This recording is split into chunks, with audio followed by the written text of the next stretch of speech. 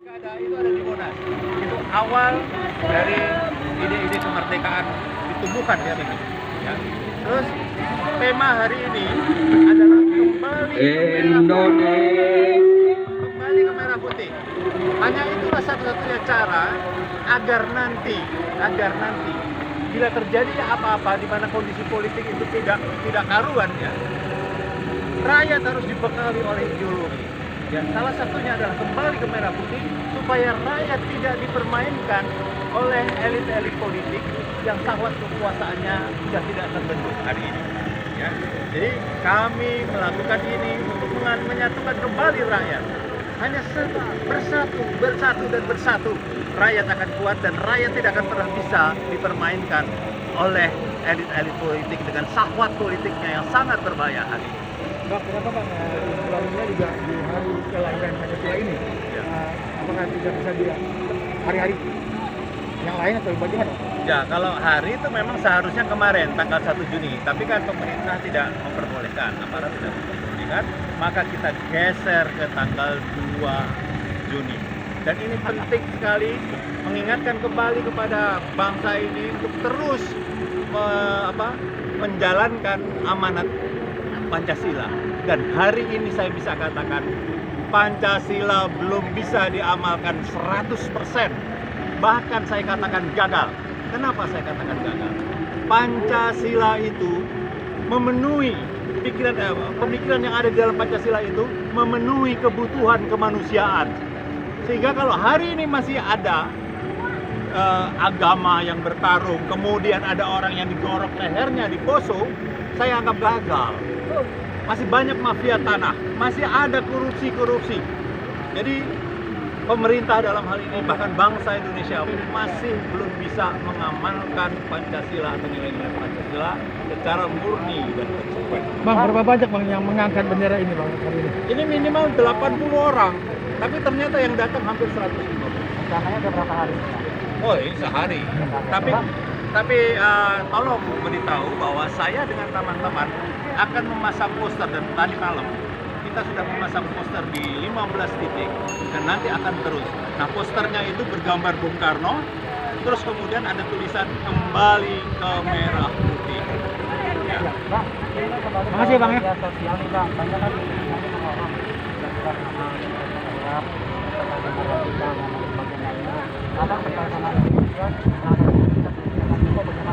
Ya, gini.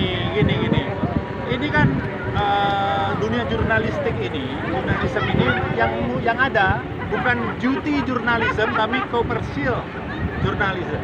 Kenapa? Kan mereka butuh uang.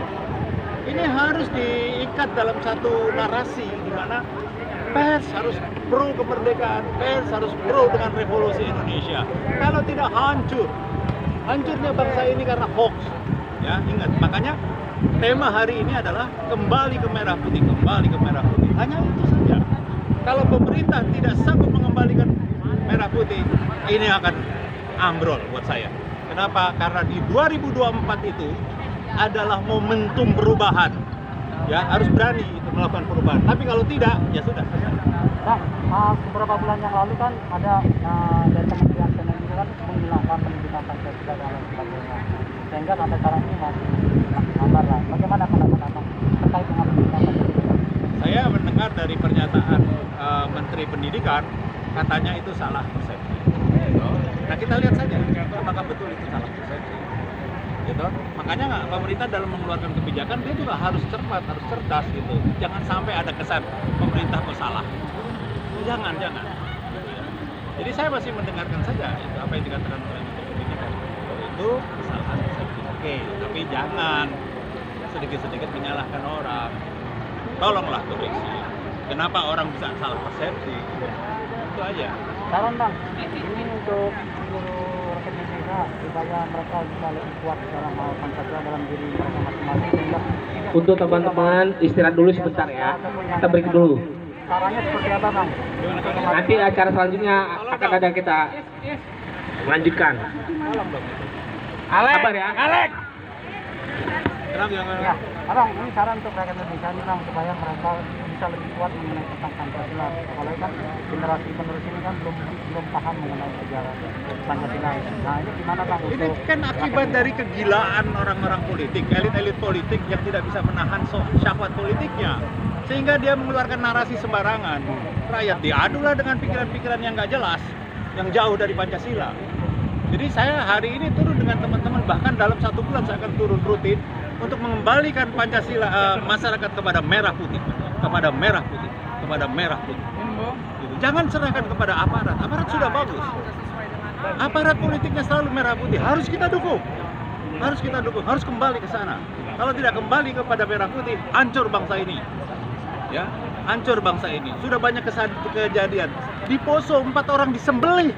Tidak ada pernyataan dari pemerintah atau siapa saja untuk mengadvokasi itu.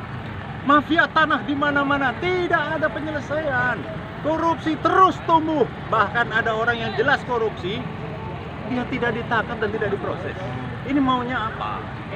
Dalam waktu kemarin saya lihat orang di orang luar, pihak luar diizinkan untuk masuk ke perairan Indonesia untuk mengambil ikan. Ini apa maksudnya? Terus kemudian ada semacam peraturan perundang-undangan mungkin ya, dibebaskanlah pihak asing untuk mengambil kekayaan di laut Indonesia. Ini kan sinting buat saya. Nggak boleh seperti itu. Harus kita pertahankan. Begitu juga dengan tenaga kerja ya, banyak warga Cina sekarang yang mulai berdatangan. Wah, ya mungkin itu juga harus kita koreksi ya. Artinya kita ingatkan. Dan saya minta ke teman-teman tidak usah harus konfrontasi dengan Jokowi. Ngapain? Datengin baik-baik Pak Jokowi, ajak ngobrol. Tapi kan sekarang masalahnya Pak Jokowi juga dibentengi oleh orang-orang yang nggak jelas. Ya, Jokowi tidak disatukan oleh rakyat. Jadinya seperti ini. Mereka itu memenangkan Jokowi dengan progresif revolusioner. Ya, memenangkan Pak Jokowi dengan progresif revolusioner, tapi dibatasi oleh orang-orang tertentu dan kami tidak bisa bertemu. Bang, pesan Abang kepada para pejabat stakeholder Bang terkait dengan konsistensi ucapan dan tindakan mereka untuk mengawal Pancasila seperti itu. Untuk apa? Konsistensi mereka dalam bentuk perbuatan dan tindakan dalam bentuk mengawal Pancasila seperti apa Bang? Mereka itu konsisten untuk tidak konsisten. Ya. Setiap kali berubah. Ya.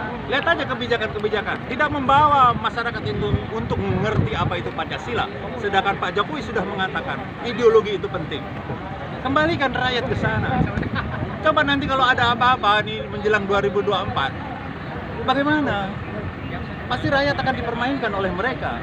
Dan siapa yang menolong rakyat? Tidak bisa, nggak ada. Makanya dengan gerakan ini untuk kembali ke merah putih agar rakyat kuat dan rakyat punya kemampuan untuk bangkit.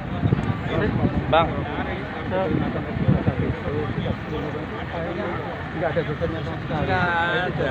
Mereka hanya memperingati, tapi tidak bisa mengisi, tidak boleh, tidak mampu mengisi narasi bahwa merah putih itu ini, merah putih itu tidak bisa. Pemerintah belum mampu memprofilkan satu gerakan rakyat yang membuat rakyat itu kembali menjadi kuat. Itu ngeri.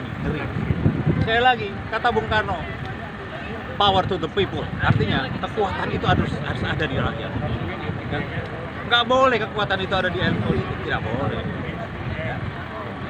Bung, mengenai oligarki gimana tuh? Oligarki apa? Oligarki yang ada di sekitaran istana. Wah, itu jelas ada. Pak Jokowi sekarang berada di tengah-tengah oligarki yang membuat mereka atau yang membuat Pak Jokowi serba salah. Dan ini rakyat harus tahu. Rakyat harus tahu. Ada beberapa kepentingan di sekitar Pak Jokowi yang menguasai Pak Jokowi. Tapi saya yakin Pak Jokowi tidak. Bukan apa ya? Pak Jokowi tidak mungkinlah melakukan itu. Ya kan? Orang dia juga sudah berjanji khususnya untuk mafia tanah. Gitu. Untuk memberikan tanah kepada rakyat dan membebaskan tanah-tanah yang bermasalah. Tapi di bawah kan nggak ada. Gitu. Ya. Bang, sejauh ini gerakan Jaga Indonesia ini sudah melakukan apa aja sampai hingga sekarang ini? Sebelum Gerakan Jaga Indonesia ya, melawan terhadap apa? Pancasila. Sudah melakukan apa aja terhadap menjaga Pancasila? Saya melawan Rizik. Apa aja? Rizik balihonya saya bakar dan saya katakan manusia itu sampah. Tapi ketika saya dikejar-kejar orang Rizik, ada yang membantu saya? Tidak ada. Katanya NKRI harga mati, mana nggak ada. Pemerintah pun diam saja. Padahal gerakan khilafah di Indonesia pada saat itu membuli Jokowi, ingin membubarkan partai terbesar dan legal seperti PDI, didiamkan. Nah, saya udah nggak tahan, saya lawan aja. Tapi resikonya ya dikejar-kejar. Alhamdulillah sampai sekarang saya sehat. Alhamdulillah. Jadi abang juga setuju dong dihukum 8 bulan. Terkait dengan kasus hukum ini. Nah inilah, tidak ada. Karena tidak dimasukkan kasus yang di ini aja, hanya dimasukkan masalah prokesnya aja. Gimana menurut abang? Keputusan hukum di Indonesia itu tidak memberikan rasa keadilan. Ini berbahaya.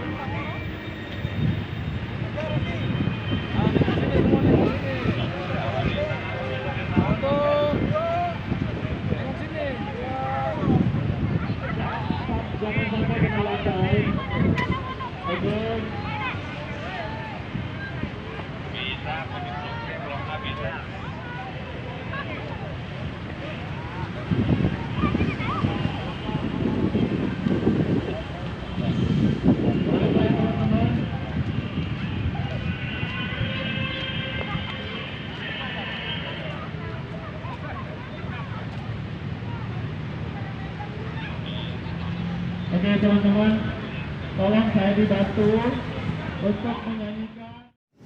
Terima kasih sudah menonton channel kami. Jangan lupa like, subscribe, and comment.